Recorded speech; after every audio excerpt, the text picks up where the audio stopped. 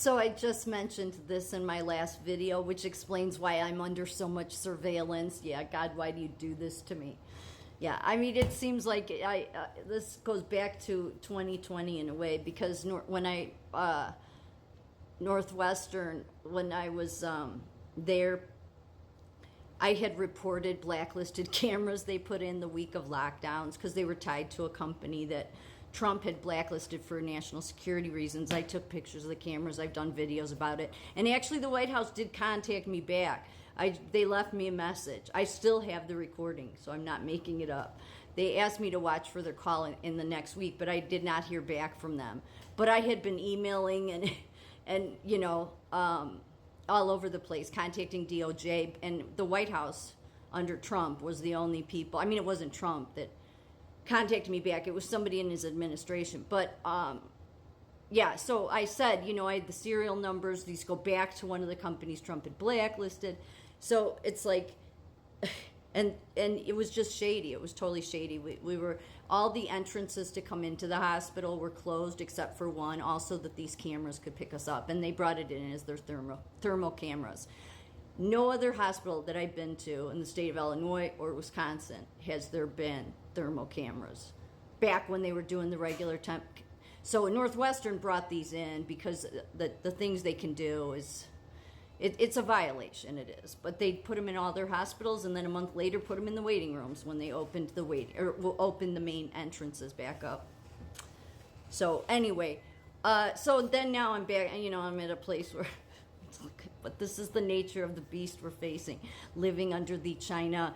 The China, every move is monitored everywhere you go.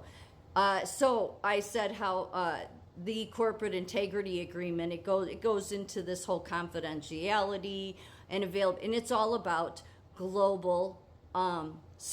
It's not security. It's just global monitoring. But I said how there was an admiral that's on the board of this place, okay? So this is that admiral. Yeah, that's him, James Stavridis. A sailor takes command at NATO. Yeah. You know what and I love our military, but I don't like these people. I don't, because you go and you get on board with globalism. So should you really still have all these stars? Should you really still be allowed to wear all those stars? I don't think so. You went and got on board with globalism. And yet his book talks about how he can tell you the insides about Barack Obama and Hillary Clinton, and that you were so far up their ass in globalism that you can tell us all about them. No thanks. But you're a disgrace to our military, you people that go and get on board with globalism. Like, for anybody in the military to do that, like, don't call yourself an American. I'm saying that as a regular citizen. Like, don't. You're a disgrace to the men that have fought and died for this country, for you to go and get on board with a bunch of communist countries, okay? Jerk off. Yeah, I know, sometimes I don't have a filter. I don't care. So this is part of what his book talks about. Yeah, the nations of, more than just describing the history of the times. The admiral also shares his insights into the personalities of Barack Obama. Did you tell everybody how his real name's Barry Soetoro? I doubt it. Secretary of State Hillary Clinton. Goes on and on to all these people, yeah. But he's a total globalist, so he shouldn't even call himself an American as far as I'm concerned. Because as you can see here, he goes on to say, he explains that in creating, jumping down to, right where my hand, right here, way, way low. He explains that in creating security in the 21st century, it is critical to build bridges, not walls. Excuse me, this is how misguided you are. No, don't think so. And stresses the need to connect internationally, interagency, and public-private actors achieve security. No, see, this is why you should not be allowed to call yourself an American when you talk about interglobal agencies. Take those things off of your jacket. You're a disgrace to the American military. Oh, just disgusting. Like, it goes against everything our Constitution is. And yet, what does our media do? They put this idiot up on some pedestal. This is the military industrial complex, folks, just one of the many faces of the people that have betrayed this country, okay? And betrayed it so much they want to take everybody into some global surveillance system state, sort of like what China lives under, which is communism. So, and this is just showing, now this may not seem like much to anybody, but this is what I mean, like on this Fortinet, which is global security, yeah, we need a miracle. People need to pray for a miracle, for God to destroy these people. God needs to destroy these people, destroy their systems. But this is kind of what it is like. This may not seem like, but it's like from every angle. So I'm going to show you a couple other pictures here.